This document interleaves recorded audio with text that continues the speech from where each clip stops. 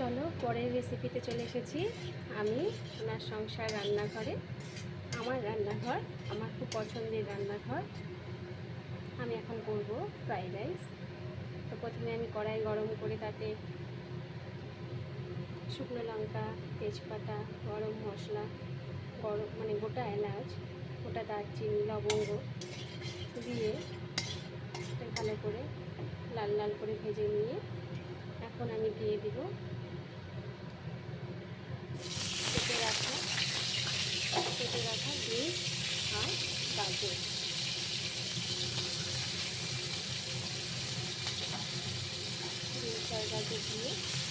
Beans আর গাজর দিয়ে ভালো করে নাড়াচাড়া করে লবণ হলুদ দিয়ে ঢাকা দিয়ে দিতে হবে,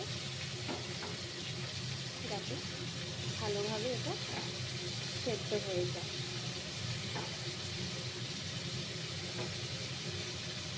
আজ আমার হাজবেন্ডের বার্থডে বলে কথা, স্পেশাল কিছু তো করতেই হয়, তাই না?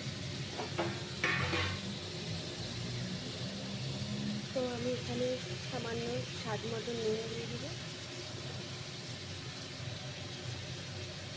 একটু হলুদ দিয়ে দিলাম। এটাকে ভালো করে নাড়াচাড়া করে ঢাকনা দিয়ে ঢেকে দিতে হবে।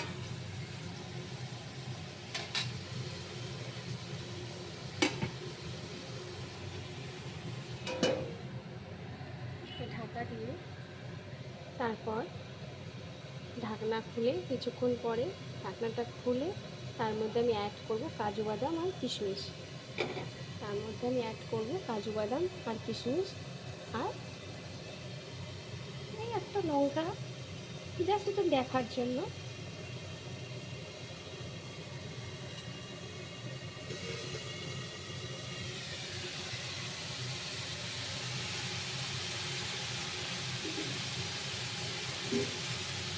ভালো করে নাড়া দিতে হবে, নাহলে লেগে যাবে। গ্যাসের আস্তে আস্তে কমিয়ে নেবে, মিডিয়াম ফ্লেমে দিয়ে নেবে।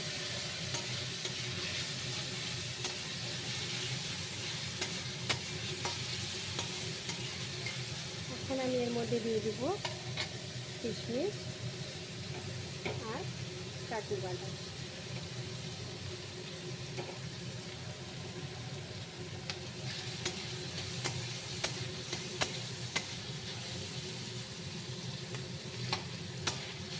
ভালো করে নাড়াচাড়া করে নিতে হবে।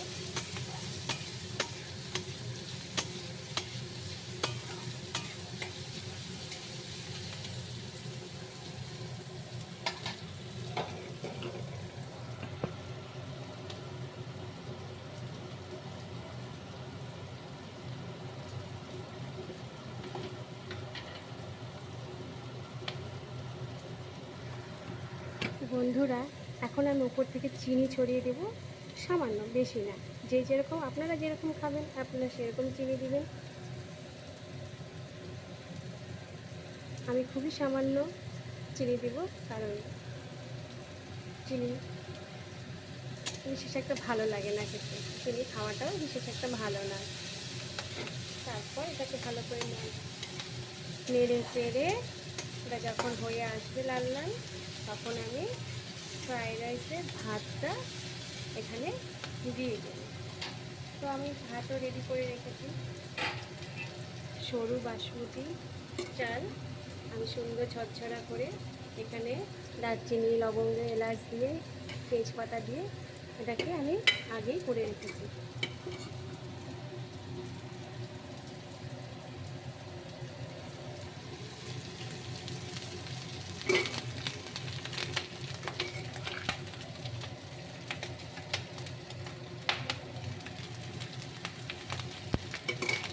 আস্তে আস্তে দিয়ে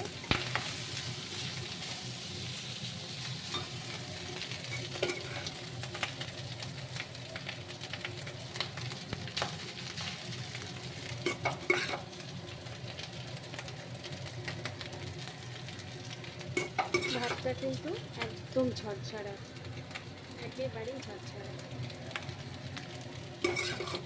কারণ এটা সরু বাসমতি রাইস।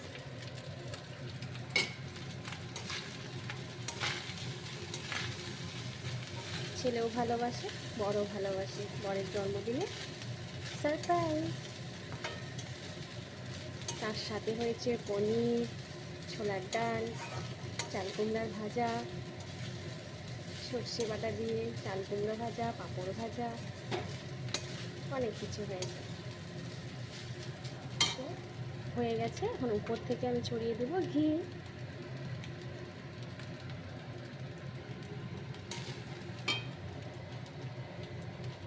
আর এই গরম মশলা, সানরাইসের গুঁড়ো গরম মশলা।